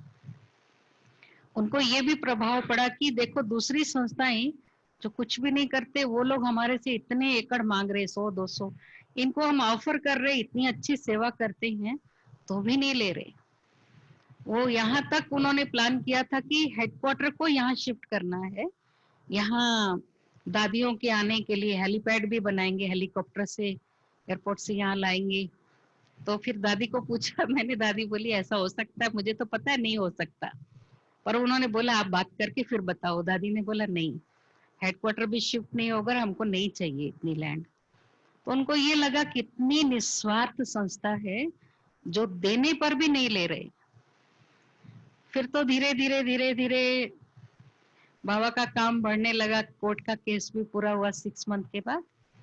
फिर हमको बुलाया सीएम ने, उस समय थोड़ा कैबिनेट में उन्होंने गड़बड़ किया कि इनसे 10 एकड़ वापस ले लो। तो फिर बताया हमने दादी को कि ऐसा पता चला है। फिर वहाँ दादी ने अपने मृत्युंजय भाई को भेजा, फिर सीएम को बहुत प्रेम से समझाया, बहुत कुछ उसने भी बताया कि आपको कहीं भी फ्री नहीं मिला, मुझे मालूम है, सब स्थान आपने खरीदे हैं, थोड़ा मेहरबानी करो, मुझे बहुत अपोजिशन हो रहा है, 10 एकड़ दे दो।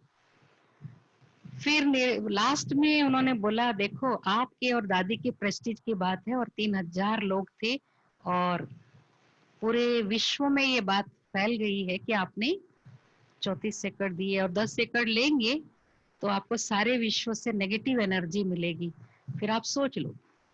फिर थोड़ा सा उसको फील हुआ कि नहीं मैं बात करूंगा। फिर सबने बोला ठीक है, अभी ये तो ब्रह्मा कुमारियों के प्रभाव में है ना, तो अभी आप उनको लीज रेंट हमने फिक्स नहीं किया ना, 1 करोड़ लगा दो, अपने आप छोड़ देंगी।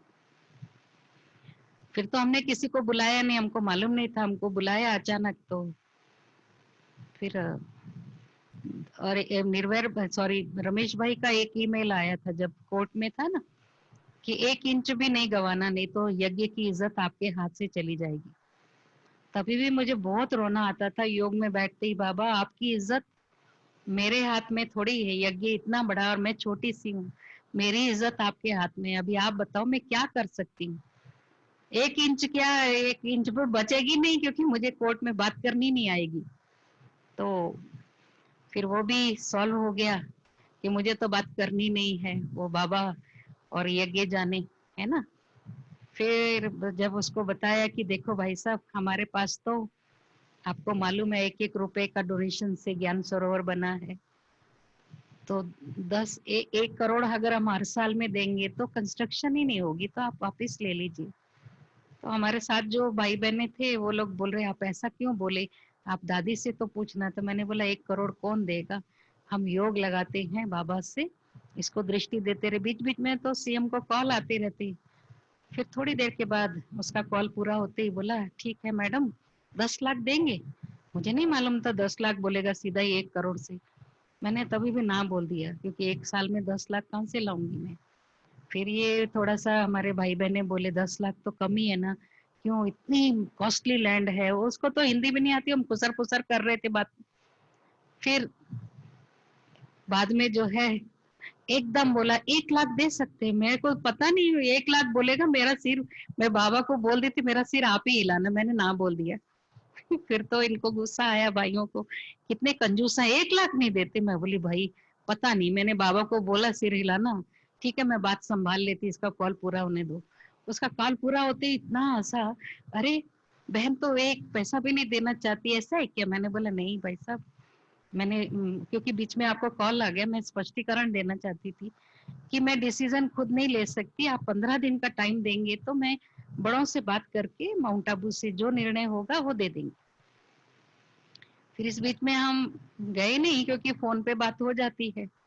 तो मिनिस्टरों की सेवा की, उनको समझाया जाके एक एक को अलग अलग से कि ऐसा हमारा बाबा का कार्य है, आप मदद करेंगे तो सीएम भी फ्री हो जाएगा, क्योंकि आप सबका ऑब्जेक्शन नहीं रहेगा। तो फिर सभी ने बोला कि ठीक है, हम लोग कल जो कैबिनेट होगी ना आपका फैसला हो जाएगा इस बार। फिर होम मिनिस्टर बोला 1 रुपए ही लेंगे आपसे। फिर रमेश भाई से पूछा, बोले नहीं 1 रुपए से बढ़कर जो भी आपको देना हो देना, लेकिन 1 रुपया रिस्की रहता है। फिर हम बाबा के कमरे में बैठे, आपस में मीटिंग किए, तो जितना लैंड है उतने हजार लिख दो। तो 34,000 लिखा, और बस जो बाबा का फार्मूला हमारे पास था, बाबा को लेटर रख कर के बाबा के पास से उठा के ले जाते थे, और फिर वो भी हो गया। उसने मान लिया बहुत खुशी से, कि क्योंकि होम मिनिस्टर ने बोला था 1 रुपए से लेकर जो भी दे आप स्वीकार कर लेना। तो माना बहुत वैसा विघ्न तो सबने बहुत डाले, लेकिन बाबा आगे बढ़ाता रहा। केवल योग बल से हम लोग, जब तक ये शांति सरोवर नहीं बना, एक नीम का पेड़ है, जब आप आएंगे तो देखेंगे डाइनिंग के सामने, उसको हमने अपना कल्प वृक्ष माना हुआ। उसके नीचे बैठकर आंधी हो तूफान हो, कुछ शेल्टर भी नहीं था, क्योंकि केस आने के बाद हम कुछ बना नहीं सकते थे, स्टेटस को आ गया था। तो डेली 2-3 आवर्स योग करके, फिर जो सेंटर का टर्न रहता था, एक एक टर्न दिया हुआ था, वो लोग भोजन ले आते थे, खाते थे, फिर शाम को मैं जो हमारा बंजारा हिल सेंटर नजदीक था वहां से चाय टोली मंगा कर सबको खिला के वापस जाते थे। फिर बाद में मधुबन से इंजीनियर्स आए, फिर स्टार्ट हुआ धीरे धीरे। फिर रोज जो भी लाना है करना है मैं ले आती थी, चाहे स्थूल सामग्री या पैसा आदि। एक दिन थोड़ा जाने में भी लेट हो गया था तो इंजीनियर्स का फोन आया, मैं चढ़ रही थी सीढ़ी में, तो फिर मेरे को बहनों ने फोन ला कर दिया कि अर्जेंट फोन है। अब 2 फ्लोर चढ़ना, सांस चढ़ रहा था, तो बोले कि हमको है ना 50,000 अब भी चाहिए, हम आ रहे। बोले मेरे पास कहाँ से 50,000 आता, पहले बोलना था ना, या कल सुबह 10:30 के बाद बैंक खुलेगा तो दूंगी मैं, मेरे पास तो नहीं होगा। 3 से 4 5 शायद ही होगा, वो भी मुझे पता नहीं, गिनना पड़ेगा। अब मुझे इतना टेंशन हो गया, मैंने खाना भी नहीं खाया था, लेकिन टेंशन से भूख ही खत्म हो गई। मैंने बहनों को बोला मैं खा के आई, तुम लोग रेस्ट करो। उनको समझ में तो आ गया टेंशन में है, कुछ तो बात हुई है। फिर मैंने जाकर के कमरे में स्नान आदि करके सारा चेक किया, गिना, और फिर भंडारी भी खोली, छोटे छोटे 1-1 रुपए का कॉइन भी गिना, तो मुश्किल से 5,000 हुआ। तो मैं बाबा के सामने रख दी एक पॉलीथीन में डाल के। बाबा आपको मैंने कभी भी आजमाया नहीं, आप बोलते हो मैं जादूगर हूँ तो आज जादू करो, इसमें 0 0 लगा दो और 50,000 बना दो। क्योंकि वो लोग बोल रहे थे स्टूडेंट से मांगो, तो मुझे तो मांगने की आदत नहीं, और रात को फोन करना, बेचारे सोए होंगे तो जगाना, कितनों को फोन करूंगी। बाबा मैं इस बात में बहुत बुद्धू हूँ, मुझे नहीं मांगना आता, या तो आप किसी बड़ी बहन को यहाँ भेजो समझदार को जो पैसा ले सके, मुझे तो नहीं आता। और मैं बाबा के आगे आंसू ही बहा रही थी कि पता नहीं आप पागल ही सोचेंगे, 5,000 को 50,000 कैसा बनाएगा बाबा, लेकिन जादूगर है तो कुछ तो कर सकते हैं, किसी को टच कर दे, कोई फोन करे मुझे ले लो 50,000 आकर के। इतने में इंजीनियर्स का फोन आया, वो बहनों ने मुझे ला के दिया, मैं बाबा के रूम में बैठी हूँ। मैं बोली सॉरी भैया, मुझे आपको बताना था, लेकिन मैं बाबा के सामने योग कर रही थी, बाबा से पूछ रही थी कैसे आएगा 50,000, तो 5,000 है मेरे पास। वो बोले हमारा तो सुनो पहले, आज बुधवार है, हमने बाबा के रूम की सफाई की, बाबा के ट्रांसलेट के पीछे से किसी गरीब ने कुछ अमाउंट रखा है, पेपर में ऐसा सुतली बांधी हुई है और एक कपड़े में बांधा हुआ है, हम ला रहे हैं। मैंने बोला खोल लो ना, बाकी 5,000 मैं ले आऊंगी सुबह, कितना है। नहीं हम नहीं खोलेंगे, तो ठीक है, तो लेके आए। मैंने सोचा जैसा उसका प्रेजेंटेशन था ना गरीब का, तो मैंने सोचा 10-10 के नोट भी तो हो सकते, क्या पता ये भी 2-3 हजार ही होगा। लेकिन जब उसको खोला तो 500-500 के जो पुराने नोट है ना हमारे, पहले बंद हो गए, वो 51,000 था। तो ये बाबा की जादूगरी। तो इस तरह से बाबा का इस शांति सरोवर में बहुत सी आत्माओं का ऐसा सहयोग रहा, जैसे लैंडस्केपिस्ट आकर के पूरा फ्री में वो सहयोग दिया, कुछ ब्लास्टिंग फ्री हुई। फिर हमको बहुत से वास्तु वाले आकर बोलते थे ये खड्डे हैं ना बहुत बड़े बड़े, 50 फीट के वैलीज पूरी, ये बंद कराओ नहीं तो आप मर जाएंगे। मैंने बोला मैं क्यों मरूंगी, ये तो भगवान का स्थान है, और वो तो पूरा अमर है, मृत्युंजय है। बोला आपको नहीं तो आपकी दादी जी को भी इफेक्ट होगा। फिर मैंने सोचा चलो कोटेशन मंगाए, तो सब करोड़ों में बताते। मैंने बोला मुझे नहीं भराने हैं। एक दिन मैंने सोचा हम सब जगह योग करते, जो स्थान पर भी विघ्न आता है, आज खड्डों के पास जाके बात करते, खड्डों से बात करती हूँ। तो मैं खड्डों के पास जाकर के, मेरे साथ 2-3 बहनें भी थी, मैंने बोला बाबा आप अपने बच्चों का करोड़ों रुपया खड्डे में डालेंगे क्या, आप फ्री में खड्डे नहीं भर सकते।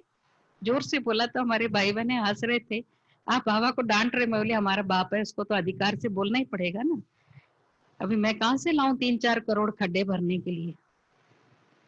तो मैं नाश्ता खाने गई, उतने में तो कॉन्ट्रैक्टर आए हुए थे पूछने के लिए कि आपके पास बहुत सारी वैलीज हैं, हम क्या इसको भर दें, हमारे पास बहुत सारा डेब्रिज पत्थर और मिट्टी है। तो वो लोग कोई गेट पर थे, तो उन्होंने बोला वहाँ आनंद भवन में जाओ, वो जो डायरेक्टर बहन है वहां मिलेगी आपको। मैं नाश्ता खा के आई तो बैठे हुए थे, मैं बोली आप कौन है, तो बोले आप ही यहाँ के मेन है ना? मैं बोली हाँ, हम खड्डे भरने के लिए पूछने के लिए आए आपको। तो मैं बोली बाबा इतना जल्दी सुनता है, मैं तो पहले मालूम होता तो मैं बहुत पहले बोलती थी। फिर तो मैंने भाइयों को बुला के बोला इनसे बात कर लो कैसे भराना है। तो फिर भाइयों ने बोला खाली पत्थर नहीं डालना है, मिट्टी भी डालना है, लेवलिंग भी करना है, वो खर्चा आपका हम पैसे नहीं देंगे, डीजल भी आपका, मशीन है, लेबर। और उसको बाबा का ज्ञान दिया, आपको बहुत फायदा होगा, माला माल हो जाएंगी, आपको ब्लेसिंग मिलेगी। और उनको हम हर गुरुवार भोग बेचते थे, कोर्स भी कराया, उनको बहुत फायदा हुआ। खड्डे भरने के बाद फिर वो भोग लगवाने के लिए पूछा मुझे क्या देना। मैंने कहा कुछ नहीं, जो आपकी भावना है, आप आज नाश्ता भी करो। थोड़ा गिफ्ट वगैरह भी दिया और फिर उसने 51,000 दिया बाबा के लिए। और बहुत मना काम भी बहुत सारा फ्री करके दिया। बहुत बार मेरे को ऐसा लगता था कि ये मैंने फालतू में ले लिया। जब मैं अमेरिका में पहले आई थी, आपके इधर भी लॉस एंजलिस में भी अनुभव सुना के, और सबने मुझे कुछ कुछ दिया। फिर मैं लास्ट में लंदन में दादी को दी, वहां पर भी दादी ने बोला सबको अनुभव सुनाओ। तो माताओं ने जो दिया मैंने दे दिया दादी को। फिर 2-3 माताओं ने देखा ये तो सब कुछ यहाँ ही देकर चली गई। और तब हमारा ऑडिटोरियम बन रहा था और मैंने बताया था कि बहुत विघ्न आ रहे हैं, फाइनेंशियल प्रॉब्लम है, ओपनिंग के टाइम आप सबको बुलाएंगे। तो उस समय मैं जब वापस आई तो कुछ ऐसा 10 लाख कर्जा हो गया था हमको। वहां कहीं से भी पैसा नहीं आ रहा था। उधार लेते हैं तो सभी गुस्सा भी करते, हमारा पैसा नहीं दे रहे हैं। तो किसी वीआईपी के सामने एक कॉन्ट्रैक्टर मुझे थोड़ा जोर से बोल दिया, ये लोग लोगों का पैसा खाते हैं, ऐसे ही बस घूम रहे डायरेक्टर बन करके। और वो था हाई कोर्ट का जज, तो चीफ जस्टिस। फिर मुझे तो ऐसा लगा अभी यहाँ से भाग जाना चाहिए। मैं बोली नहीं किसी को, बाबा को बोल के गई आनंद भवन में, बाबा अभी बाय बाय, मैं नहीं आने वाली हूँ। और मैं दादी को अपना संकल्प सुनाई कि मुझे अभी हैदराबाद में नहीं जाना है, मुझे कोई ऐसे छोटे गांव में भेजो जहाँ कुलदीप को कोई पहचाने नहीं, और मेरे को शांति सरोवर नहीं चाहिए। मैंने जितना करना था कर लिया, अभी शक्ति खत्म हो गई। तो सब दादियों का बहुत प्यार भी है, बचपन से सबकी पालना लिए। तो दादी बोली नहीं, तेरी शक्ति देखकर बाबा ने दी है, किसी और को नहीं।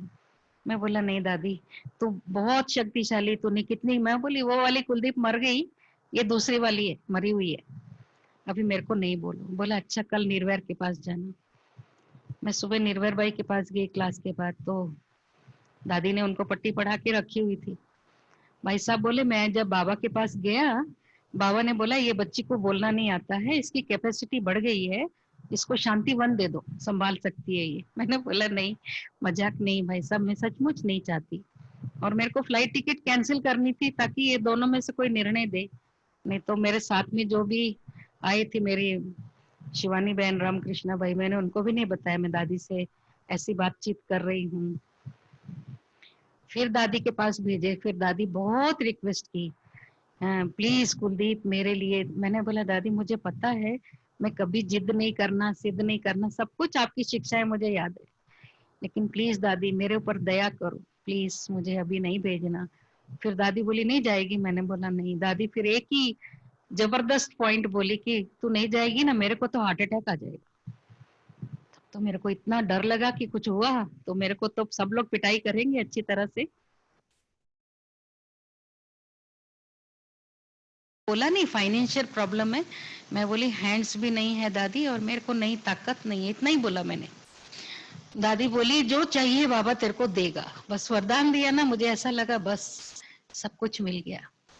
मैं आकर वापस बाबा को बोली मैं तो बुद्धू लौट के आ गई, अभी क्या होगा 10 लाख का, अब फिर कर्जे के लिए मेरे को तो फिर यहाँ सुनना पड़ेगा। बाबा मेरे को बोला भंडारी खोल के तो देखो। हमारी भंडारी में तो कुछ आता नहीं था, क्योंकि लकड़ी की भंडारियां हैं, कोई प्रोग्राम भी होते बहुत कम, क्योंकि कई बार तोड़ लेते थे नौकर चाकर। मैंने सोचा पीछे से कोई प्रोग्राम ही नहीं हुआ, क्या आया होगा। पर स्ट्रांगली 3-4 बाबा ऐसा बार बार इशारा दिया, तब मुझे लगा मेरे संकल्प नहीं ये बाबा का है, तो भंडारी खोलनी चाहिए। मैं हमेशा 2 बहनों को भेजती और इतना सही छोटा सा कैरी बैग देती हूँ। उसमें 10-10 रुपए कहीं से मिलते हैं सब भंडारियों में से, मुश्किल से 5-10 हजार आता है। उस दिन मैंने कैरी बैग नहीं दिया, मैंने कहा ढूंढ के ले जा और ये ले चाबी। एक ही बहन को बोला सिर्फ क्लासरूम का देख ले, बाद में फिर 2 बहनें जाना। अब वो बेचारी को मालूम नहीं था, खोलते ही वो इतना फुल भरी हुई थी, धड़ धड़ धड़ धड़ पूरा गिर गए पैसे। वो फिर मेरे को इशारा करी, मैंने सोचा नीचे किचन है, शायद ये सब्जियां भी उठा के ले आई है। सुबह सब लोग वेजिटेबल जूस पीते थे ना, तो छोटा नीचे के किचन में फैसिलिटी नहीं मिलती थी, छोटा था किचन, तो फिर वहां आकर के जूस बनाते थे। मैंने कहा मैं तेरे को कौन से काम के लिए भेजी, तो सब्जियां क्यों उठा के लाई है, क्योंकि वो इतना बड़ा कैरी बैग लेकर आई थी, भरा हुआ था। मैंने सोचा कद्दू टमाटर सब ले आई है ये जूस के लिए। तो बोली नहीं आप आओ। मैं कमरे में आई, देखा तो आधा अमाउंट तो मना 4.25 लाख थे। फिर मैंने बोला 2-3 भंडारियां और है ना, योग के बाद देख लेंगे। तो 5 हुआ। मैं बोली बाकी रिमेनिंग अमाउंट, बोला आ गया है, आ जाएगा। तो 2 बहनें लंदन से आई थी, रोज मुझे बोल रही थी मिलना है, पर हम लोग क्लास के बाद ऑडिटोरियम में योग करते थे ताकि ये भी काम शुरू हो जाए रुका हुआ। तो फिर उन्होंने देखा ये तो टाइम ही नहीं दे रही है, तो वहीं ला करके मुझे दिया। छोटा सा कैरी बैग था, थोड़ा हैवी था। मैंने सोचा अब विदेशी लोग तो बादाम पिस्ता वो लाते हैं ना, वही होगा वजनदार, उसमें और क्या डालेंगे ये लोग, 5-10 हजार दिए होंगे। तो मैंने ऐसे ही किसी बहन को बोला मेरी अलमारी में रख दो, मैं नाश्ते के बाद देख लूंगी। मैं तो भूल गई। थोड़ी देर के बाद याद आया, अरे मैंने कुछ रखा था, तो देखती हूँ क्या है, क्योंकि अमाउंट तो निकाल लूं, बादाम अलग, बादाम की तो बात ही नहीं है। देखा तो बादाम नहीं है, लेकिन वो अमाउंट, रिमेनिंग अमाउंट उसमें था। इस तरह से 10 लाख भी बाबा ने पूरा करा दिया। तो अनुभव तो इतने हैं, सागर को गागर में समा करके आप सबको सुनाया है। तो इस तरह बाबा की बहुत बहुत मदद, हम सिर्फ निश्चय रखें, हिम्मत रखें, तो बाबा की बहुत मदद मिलती है और सफलता के सितारे बनकर हम सदा चमकते रहते हैं। और मुझे बहुत खुशी हुई आज गीता बहन ने आप सबसे हमारी मुलाकात कराई। ओम शांति। बहुत ही, अभी तो मैं समझती हूँ कि सबको अपना प्रश्न का उत्तर मिल ही गया कि कुलदीप बहन ने कुछ भी जैसे कोई नॉलेज नहीं थी, सब पर एक बाबा पर विश्वास, अटूट विश्वास, और विश्वास ने आज देखो आप सोच भी नहीं सकेंगे कि वो ऑडिटोरियम कितना बड़ा है। कुलदीप बहन कितने लोग बैठ सकते हैं? 2200। और अभी इनर स्पेस भी बहुत सुंदर, हाँ, पूरे इतना विश्व में बड़ा ऐसा है, नहीं हुआ है। आप सोच भी नहीं सकेंगे। अभी जब भी आप जाओ तो जरूर मुलाकात लेना। और बहुत ही कुलदीप बहन ऐसे लगा कि जैसे शुरुआत से आपके साथ ही थे, और जो जो भी आपके मीन्स लाइक चैलेंज आए, पर चैलेंज नहीं थी वो, आपको और ही अनुभवी बनाने के लिए और एक एग्जाम्पल स्थापन करने के लिए, हम सभी के लिए, कि कोई भी परिस्थिति आती है बाबा को छोड़ो और बस विश्वास रखो, है ना। तो सभी को अभी अच्छा लग हुआ ना।